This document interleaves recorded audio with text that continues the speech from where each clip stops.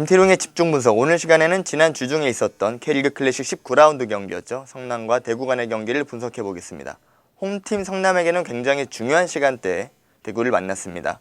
성남으로서는 상위 스플릿 싸움을 계속해서 진행하고 있기 때문에 이날 경기 홈에서의 또 성적이 굉장히 중요한 상황에서 승점 3점이 절실한 상황이었고, 반면 대구는 역시 후반기 2승을 거두면서 탄력 붙은 이제 강등권 싸움에서 계속해서 상승세를 이어나가기 위한 노력이 필요했습니다. 양팀은 이날 경기를 앞두고 다소 컨디션에는 차이점이 있었습니다. 먼저 성남은 최근에 계속해서 3일 연속 경기를 하면서 선수들의 피로도가 굉장히 많이 쌓여있는 상황이었고, 반면 대구는 지난 주말 인천전을 마치고 그대로 대구에 내려가지 않고 인천에 머물면서 컨디션 조절을 했고요. 이러한 것이 또 이날 경기에 굉장히 많은 변수로 적용을 했는데, 오늘 집중 분석 시간에서는 이러한 부분을 되짚어 보겠습니다. 성남의 치타 김태환에게 지난 7월은 잔인했습니다. 부상도 있었고 퇴장으로 인해서 결장도 있었는데, 이날 경기는 김태환에게는 복귀전이었습니다. 이 두 경기 만에 돌아온 시점에서 김태환은 팀의 보탬이 되기 위해서 굉장히 활발한 모습을 보였고, 이날 경기 초반부터 오른쪽 측면에서 개인 돌파와 빠른 타이밍의 크로스로 공격을 이끌어 나갔습니다. 하지만 대구의 수비도 이에 적용을 하듯이 센터백과 측면 수비수들의 커버와 압박 플레이가 굉장히 향상되면서 김태환의 측면 공격을 잘 막아냈고, 이것이 시간의 흐름에 따라 김태환의 결국 측면 공격이 위력을 덜해가는 모습을 나타냈습니다. 대구는 이날 경기 처음으로 3명의 외국인 선수죠. 산드로, 레안드리뉴, 아사모아, 이 3명의 선수가 동시에 선발 출전했는데 경기 중반부터 굉장히 위협적인 모습을 보였습니다. 특히 아사모아 선수가 거의 프리롤 상태로 앞쪽에 공간이 확보된 상태에서 볼을 잡아놨을 때는 지금과 같이 이렇게 전진 패스가 위협적으로 나갔는데, 대구는 많진 않았지만 이렇게 위협적인 장면을 여러 차례 만들어내면서 성남의 뒷공간을 공략했습니다. 그리고 이어진 바로 다음 장면에서 대구는 첫 번째 득점을 성공시킵니다. 사실 이 장면 이전에 성남으로서는 코너킥 기회를 여러 차례 맞이했는데 그것을 결국 좋은 장면으로 연결시키지 못했죠. 대구는 이날 코너킥에서 또 초반부터 좋은 집중력을 보이면서 결국 득점에 성공했는데, 사실 이 장면에는 전상욱 골키퍼의 판단이 조금은 아쉬웠습니다. 현대 축구에서 골키퍼들의 능력 중에 가장 중요한 것 중에 하나가 역시 크로스에 대한 대처인데, 지금은 낙하 지점에 대한 준비를 전상욱 골키퍼가 잘 하지 못했기 때문에 뒤쪽에 있던 대구의 첫 번째 득점이 너무나 편하게 이루어졌던 장면입니다.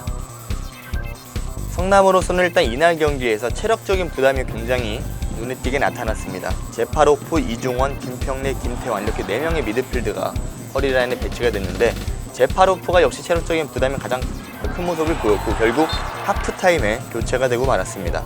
이러한 부분, 일단 제파로프의 왼쪽 측면이 좀 무너지다 보니까 전체적인 공격의 균형이 좀 맞지 않았고, 성남이 잘할 수 있는, 또 성남이 장점을 보이는 빠른 공격, 빠른 수비에서의 공격 전환, 이러한 부분이 이날 경기에서 잘 나타나지 않았고, 오히려 반대로 성남이 잘했던 그런 특성들이 대구에게 나타나면서 굉장히 또 흥미로운 경기 양상이 진행됐습니다.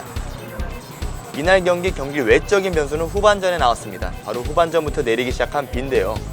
이 비가 결국 그라운드 컨디션을 미끄럽게 만들어서 양팀 선수들 경기력에 어느 정도 지장을 줬습니다.